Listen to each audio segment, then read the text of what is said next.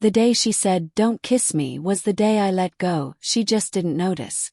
My name is Erin Mercer, and 5 years ago, I met someone who made me believe that love didn't have to be loud to be life-changing. Her name was Natalie. We crossed paths in a small indie bookstore cafe nestled on a quiet street, one of those rare places where time seems to pause.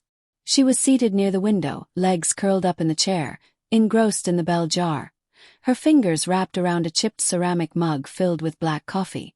She had this subtle smile that didn't quite reach her eyes but still made the air feel warmer. That first conversation. It was effortless, like we had been continuing a thread spun long before we'd even met. She was a contradiction that drew me in, poised but passionate, present yet unreachable. I didn't guard my heart. I gave it willingly. No caution. No hesitation. In the early days, Natalie was everything. She'd text just to say she missed me, even if we'd just parted hours before. We cooked side by side in her tiny apartment kitchen, music always playing. Old school R/B that she sang off-key to, especially when she was barefoot and wine-drunk. I remember lying with her one night, the city humming softly outside, when she whispered into my chest, "I feel safest with you." I believed her. That intimacy, that trust, it became my anchor.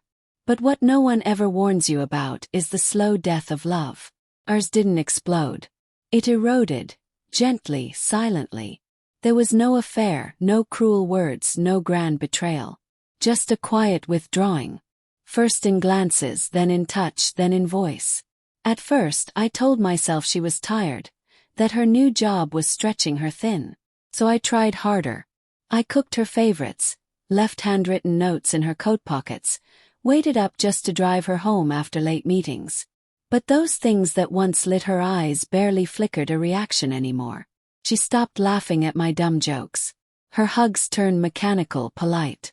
Her body curled away from mine at night. One time I whispered, "I love you," while she was brushing her hair. She blinked, said nothing, and kept brushing. Still I stayed. Was it love? Habit? Fear of letting go? One Saturday, determined to bridge whatever chasm had formed between us, I picked up her favorite Indian takeout and a bottle of Merlot. When I walked in, she was curled up on the couch, scrolling through her phone. I sat beside her, heart pounding, and asked quietly, "Can we talk?" Without looking up, she sighed. "What now?" "I feel like I'm losing you," I said.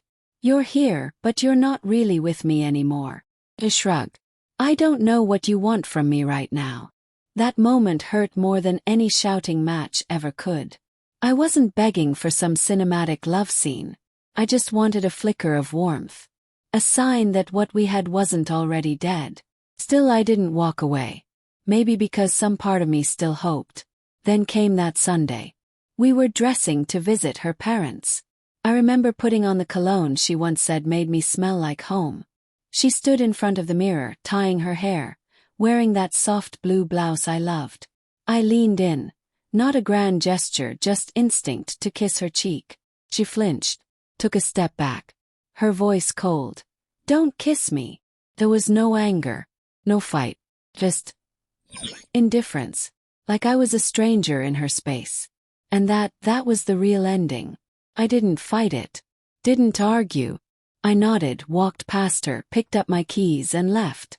I drove aimlessly for hours, looping past the diner we once frequented, the park bench where we'd talked about our future, even that overlook where she told me she wanted 2 kids and a dog. It hit me there, sitting alone in that fading daylight, that I had lost her long before she spoke those words. That something inside her had closed off, and I'd been knocking on a door she no longer planned to open. After that, I stopped trying. No big scene. No accusations. I simply shut down quietly like she had. I stopped reaching for her hand. Stopped filling the silence. We shared meals without talking. Slept back to back like polite strangers. She noticed. I could see it in the way she started watching me again. Once, I caught her checking my phone, something she'd never done before. She began wearing makeup again, even on days we didn't go out. She made my favorite omelet and asked about my weekend plans. But it was too late. When she asked if I wanted to go to brunch, I told her I already had plans. I drove north alone, hiked through whispering woods, stood by a still lake. I felt more alive in that silence than I had in our apartment in months. That night when I returned, the lights were low, candles lit. She'd put on the sweater I once said made her look like a storm in autumn. "Where were you?" she asked. "Just out," I replied. "With who?" "Just me." She didn't press, and I didn't offer. That became our rhythm. Her reaching, me unmoved. 2 nights later, she lightly touched my arm after a shower.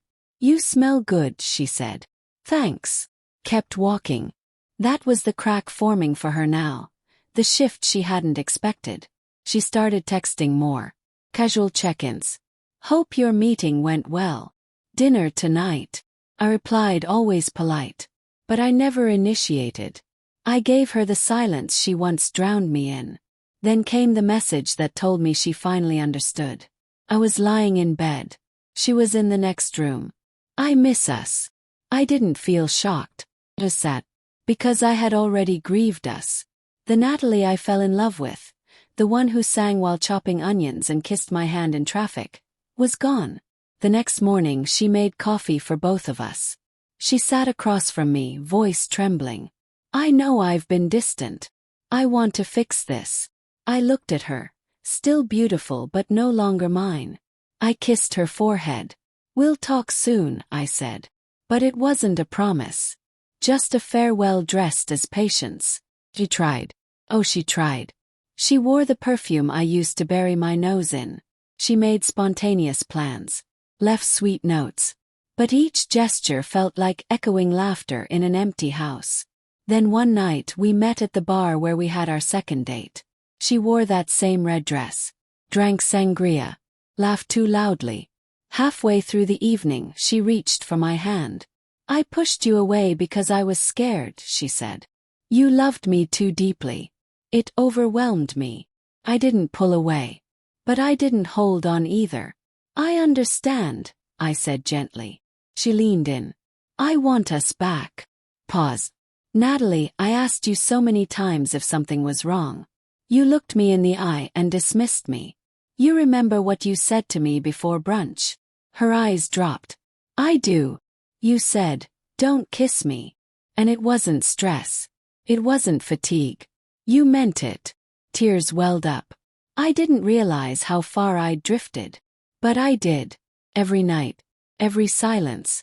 Every moment you turned your back. "I love you," she whispered. "I know.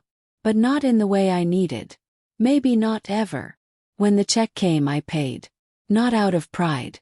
But because I had nothing left to owe her. Not even my heartbreak. That night she cried alone in the living room. I heard her. But I didn't comfort her.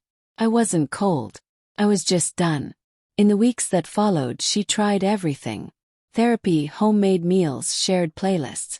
But I had healed without her. Quietly. Day by day.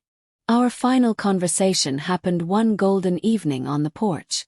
She handed me water and asked, "Is there someone else?" "No," I said. "But there will be."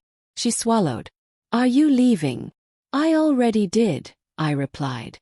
"You just didn't notice." That weekend I packed. Left the key on the table. Took only what was mine. When I reached the door she stood there, mascara running, voice shaking. "Please don't go." I met her gaze. "I stayed when you didn't want me. Now that I've found peace, don't ask me to return to pain." And I walked out. I drove to a friend's cabin. Sat by the lake again. Watched the stars. Slept better than I had in years. The next day she texted, "I'm sorry. Please come back. I can't sleep without you." I didn't respond. She called once, twice more. But I wasn't trying to punish her. I had simply outgrown the version of me who begged to be chosen. She had broken something. Not just in us, but in me. And when I finally picked up those scattered pieces, I carried them into a future where love is reciprocated. Not hoarded, rationed, or begged for. So I walked away. And this time I didn't look back.